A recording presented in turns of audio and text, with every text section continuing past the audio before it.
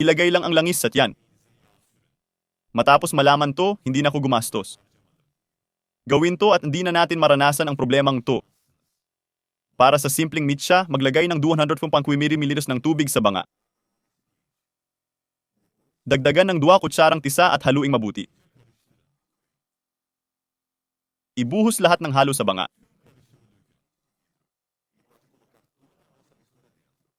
Natutunan ko to sa tiyuhin kong kinasal.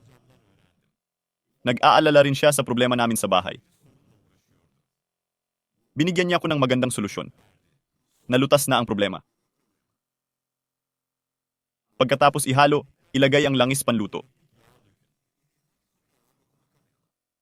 Pwede ring gamitin ang dating langis.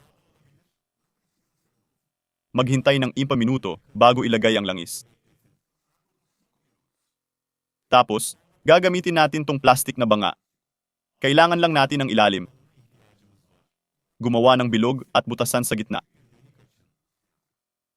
Gagawin natin to para ipakita ang mitsa. Dito, gagamitin ko ang mitsa sa loob ng langis. Pero pwede ring gumamit ng tuwid na sinulid. Ito ang magiging mitsa natin. Ilagay ang mitsa sa gitna ng butas. Magiging parang patalim ito. Tapos na ang susunod at lahat ng problema nito. Siguro nagtataka ka tungkol sa mga problemang ito. Ang tinutukoy ko ay mga lamok, hindi ko alam ang ibig mong sabihin. Pero alam natin na nakakairita ang mga insektong ito, lalo na sa mainit na panahon.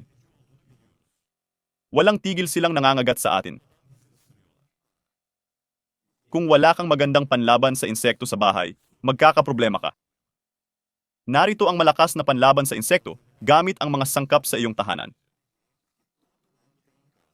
Subukan mo itong magandang panlaban sa bahay.